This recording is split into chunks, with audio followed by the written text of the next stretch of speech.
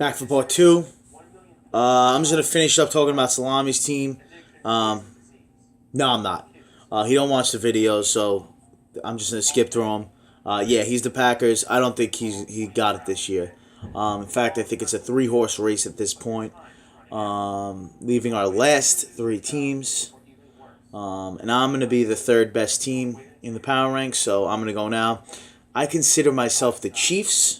I'm 5-3, 44-28, number two overall in points with 170 a game. Yeah, I'm the Chiefs. I mean, I have a few Chiefs on my team: Hunt, Kelsey, and Butker. Yeah, so I'm the Chiefs. I have high powered offense. I'm scoring ton of points. I do have some bad games like against the Steelers. Yeah, I did have a bad week. Everyone was hurt. It happens. Guys get hurt. But I'm led by two quarterbacks that I ranked way higher than what they're actually performing. Mariota and Winston. Winston right now is the 15th best quarterback. He's averaging 20 points a game. He probably would be inside the top 10, but he did have that bye week. But he had two really, really dud weeks. The week he got hurt, and last week was absolutely horrible. Probably one of the worst games of his career against the Panthers, finishing with 1 point. I see him being a low-end quarterback one, maybe a high-end quarterback two. Mariota as well, he's right there on the cusp. He missed 1 week against Miami. Had the bye last week as well, so he missed 2 games, only averaging 15.5 points. He didn't come out of that Houston game as well early after being hurt. He's the 26th best quarterback right now, which is not where I thought he would be up at this point in the season. I'm expecting him to bounce back. I think he finishes inside the top 15 still. But yeah, Kareem Hunt has been my bread and butter, just like he is for the Chiefs. He's led my team in all facets of any standing stats-wise. Some people say he's trending down. I don't think he's trending down. I just think he's not scoring the touchdowns. And yes, touchdowns are a huge factor, especially for a running back, especially in a PPR league. But yeah, he definitely has trended downward. But if you look at his stats, he's had 4 weeks as solid running back one potential, and then 17, 16, 15, that's on the cusp of running back one potential. So he's been a running back one for 7 weeks. He faced the Denver defense, and they don't give up points to end the running backs, and he still wound up with 10 points. Orleans Darkwa had the lone good game against them. They shut down McCoy. They shut down Zeke. They shut down the girl. I think they shut down the girl too. But anyway, they shut down teams nonetheless. That's what they do. The one big question on my team is who is going to be my running back two up until this point. I mean, I was expecting to have David Johnson, and he is my ace in the hole, but they're saying now that he might not play. The season is all but over for them unless they get a few miraculous wins. Maybe he comes back. But now it's not looking like a good chance, at least for the regular season. In fantasy, maybe he plays week 15 or 16, but that's not looking like a good possibility. Arian said he doesn't like his chances of playing. The GM said he doesn't like his chances of playing. 2-3 weeks ago, I liked his chances a lot. They were healthy. They just traded for AP, so they were trying to make a run. They had Carson Palmer, but Palmer goes down. Drew Stanton is a really, really bad quarterback, and I think they're just going to continue to lose.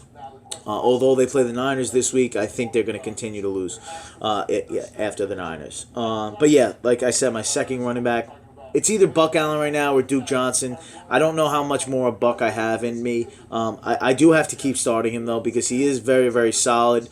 His low point total being 7 points, and he did it 1, 2, 3 times. His high points only being 21. So he gets the touches, he catches passes.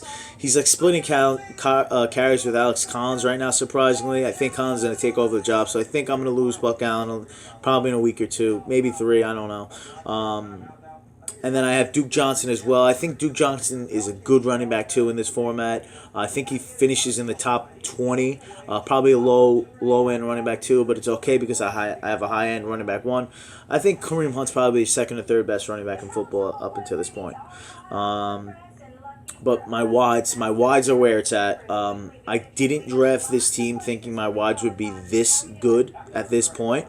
Definitely didn't see DeAndre Hopkins being the number 2 overall wide receiver at all. He's averaging 22 points a game.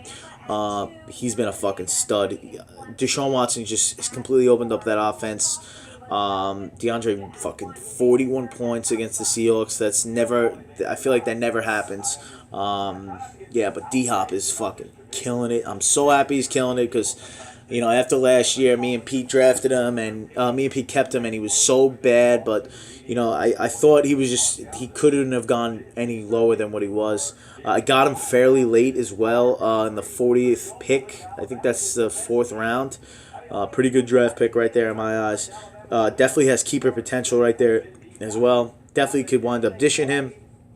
I don't know if I'm going to dish him. I think he's going to be a key piece going forward. Golden Tate didn't miss a week. I'm sorry. Came out of a game against the Saints where he exploded in the first half, then got hurt in the third quarter. 15th best wide receiver right now, 14.5 points. Just had the bye as well. See him going up from here. Probably going to be in the 10 to 15 range. Definitely could see him finishing there. And then Stefon Diggs, another guy hurt. Fucking really, really hurt.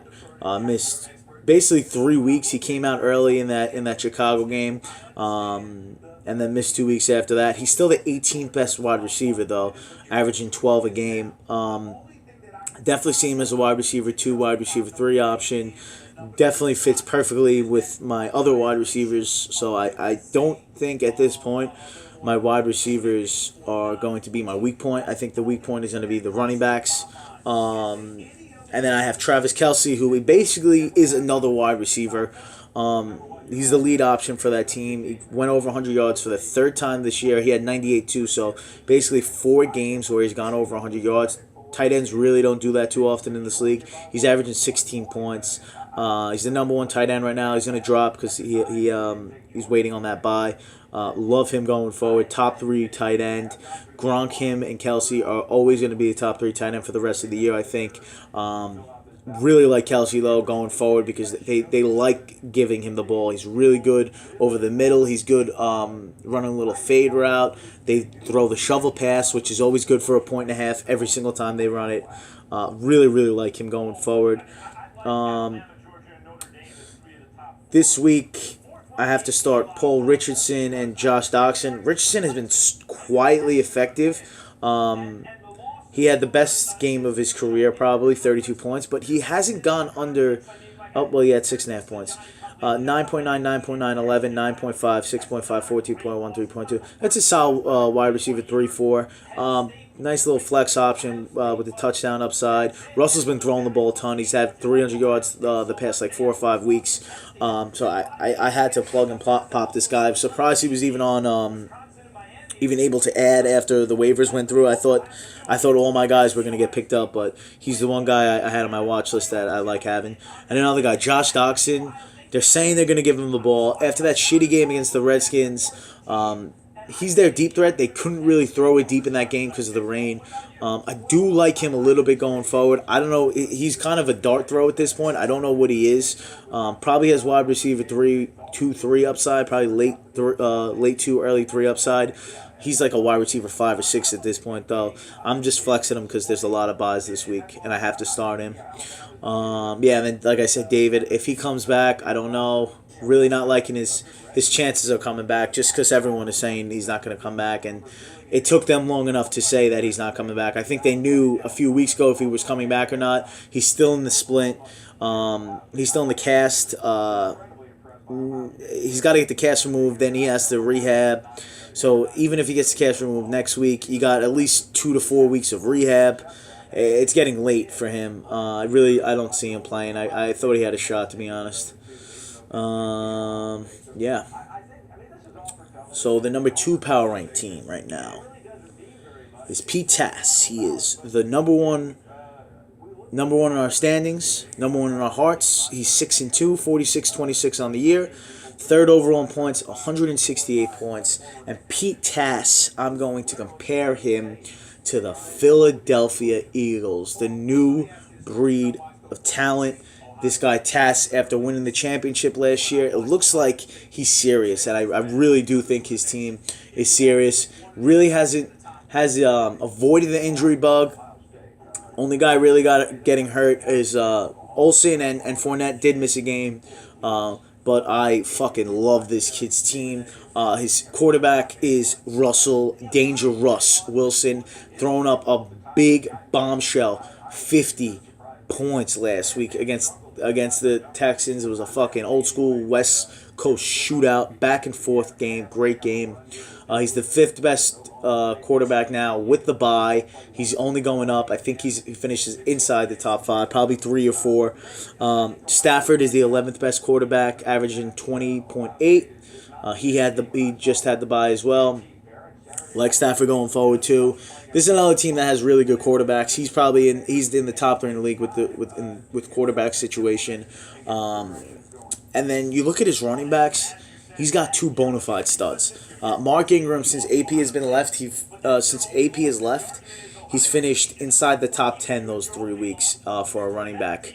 32, 24, 15.9. He hasn't gone under 10 points. And if a running back doesn't go under 10 points, his floor is always going to give you running back 2 stats.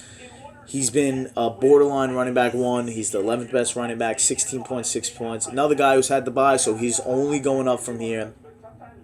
And then Leonard Fournette, oh my God, this kid is a fucking stud. I have him in my Dynasty League. A little banged up, didn't have to play against the Colts. Goes into the bye week, misses 2 weeks of action, which is nice. Gets that foot healthy. I think he plays this week. Another guy hasn't gone under 14 points. 24, 14, 17, 24, 34, 24. Running back 1, locked and loaded. Gotta stay healthy though. That's the key for him. If he doesn't stay healthy, Tass's team might be in a little bit of trouble. But I think I'm banking on him to stay healthy. I'm hoping he stays healthy in my Dynasty League because my Dynasty League is shot. But Julio Jones is still Julio Jones. He's a wide receiver 1, probably one of the best wide receivers in football. The whole offense for the Falcons has been down. I think they're going up though, to be honest. And I think Julio Jones still finishes inside the top 5 some way, somehow.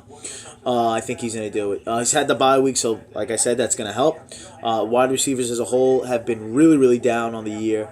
He's going up. He definitely is going up. 6 points is a low, 24 is his high. He's put up 1 game wide receiver 4 numbers, 1 game wide receiver 1 numbers, and then everything else is like either low end wide receiver 2 or high end wide receiver 2. He's still really good. I know they zero in on him, but he's really, really good. Fitz has been a real big surprise in my eyes. I thought he would slow down, just like every single year. We think he's going to slow down. Doesn't slow down. Did lose Carson Palmer, and we saw it. We saw it against the Rams, how bad Drew Stanton is. He only had 3 catches for 29 yards. I think he takes a big hit. He's the 6th best wide receiver. It's going to be hard for him to finish inside the top 15 in my eyes. I don't think that offense could fucking move anything. Move the chains, nothing. They have nobody there. Drew Stanton is a horrible play caller. They're going to have to rely on Peterson. They're going to get the running game more involved. I think we've seen the last 10-catch, 138-yard game or 13-catch, 149-yard game from Fitz. I don't see it anymore in him, man. He's a wide receiver 2, wide receiver 3 right now going forward. You trade for Deshaun Jackson, like the trade. You gave up Tyrod Taylor, you added him. Didn't even have to waste a waiver claim. He's a deep threat in that offense. If James gets it going, Deshaun could be a solid wide receiver 2, wide receiver 3.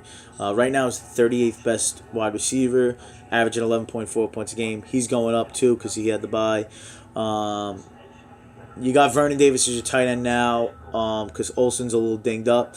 Like Vernon with Jordan Reed hurt. If Jordan Reed's not hurt, don't like Vernon. I think Greg Olsen is coming back soon, too. I think they said week 12. Yeah, targeting week 12 return.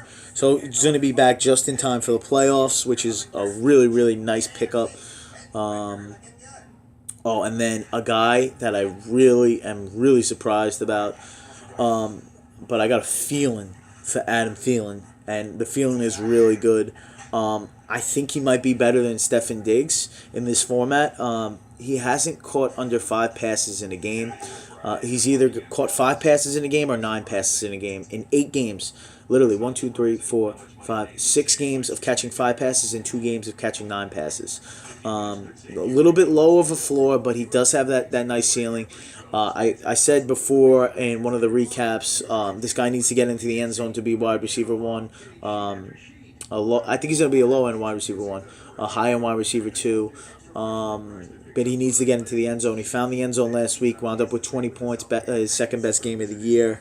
But yeah, he's been really solid, a really good PPR wide receiver. His floor right now, 6.4 is his bottom. 27.7, 6.4, 14, 7.9, 9.5, 18.6, 9.1, 20.8. In a year with down wide receivers, he's been pretty good.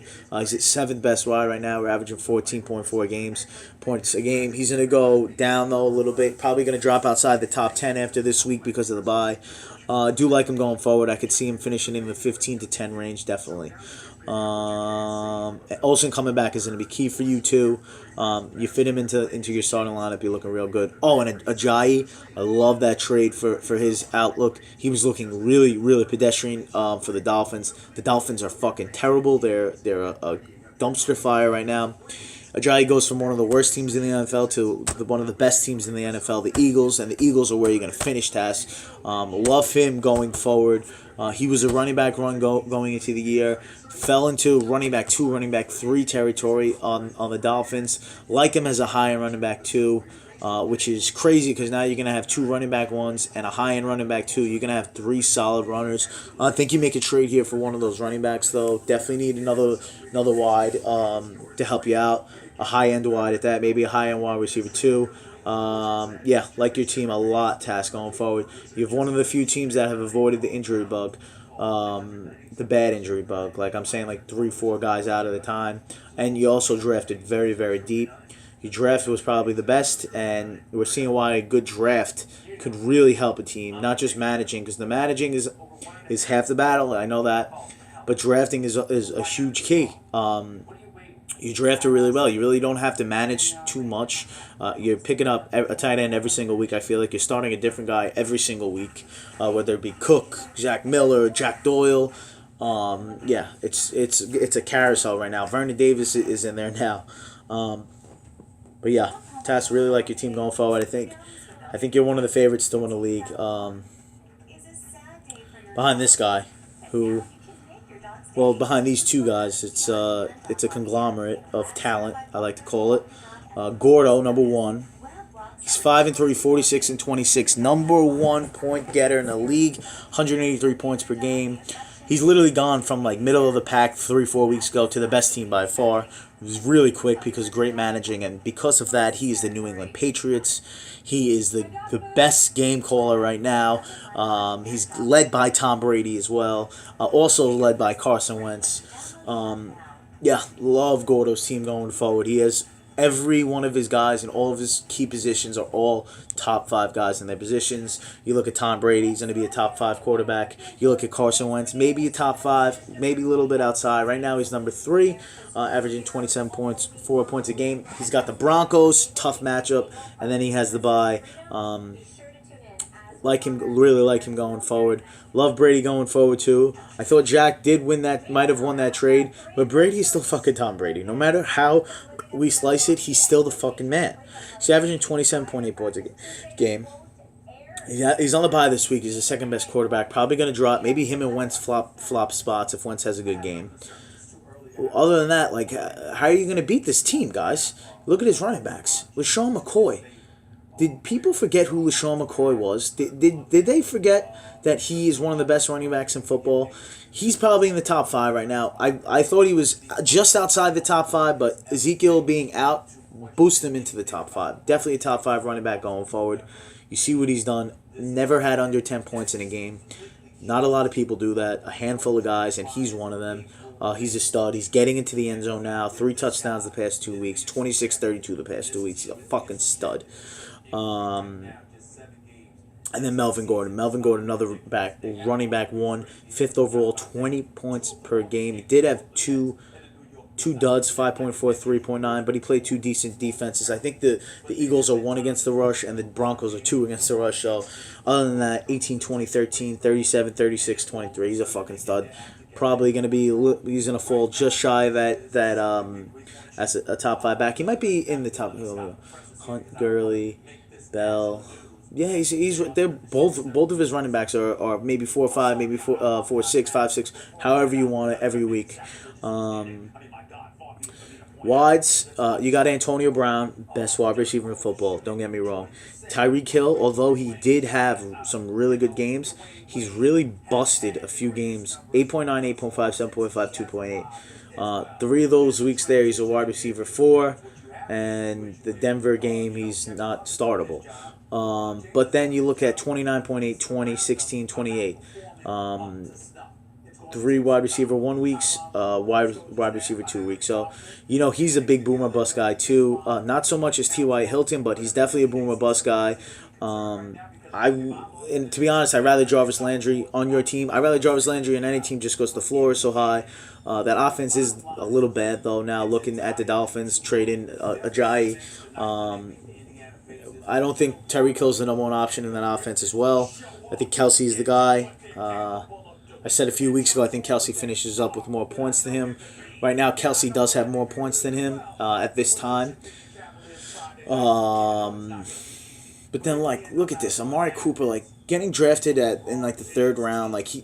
People were projecting him to do even better than what he did last year.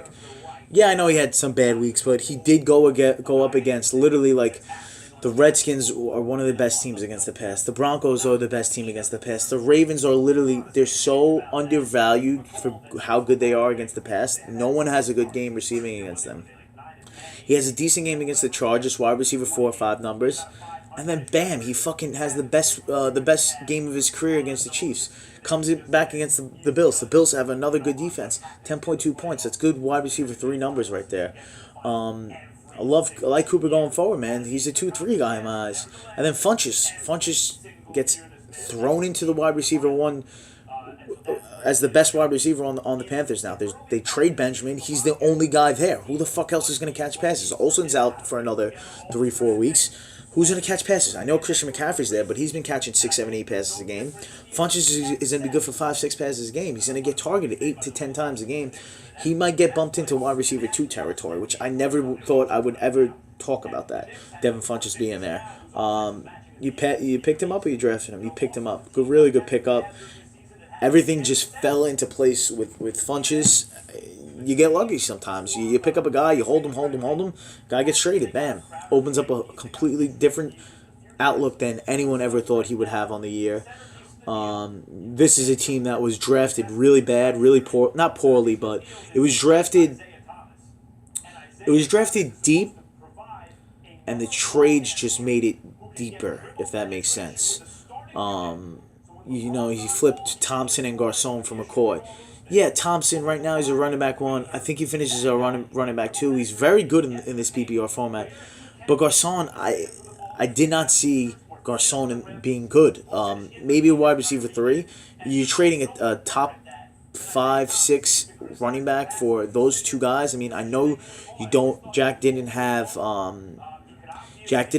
really. He had to make a move basically. But take one of his starters. Take one of his starting wide receivers. Don't take Garcon. Garcon was his 3rd, 4th best wide receiver at that time. Take his Jarvis Landry, who he had. Take his fucking. Oh, he didn't have anyone else, but take one of those guys. Trade for Gronk. Gronk straight up for McCoy. Yeah, with Gordo, I think he's gonna do it this year. Emmanuel Sanders too, another great trade that he made. Big Ben for him, straight up, love it. Really tough team to beat. Gronk, he's on bye week fucking mayhem. Gronk's gonna be another top 3 tight end. We know this. Really, really tough team to beat right now. He's got Woodhead coming back too. Just another team that has completely. He's avoided the injury bug at all costs. I don't know what he did. I don't know who he paid, but everyone has been healthy. Sometimes you think the world's gonna fall down, but it hasn't been falling down for this kid, and it hasn't been falling down for the Patriots. Go to number 1 right now. I think he's gonna win it, guys. Have a good day.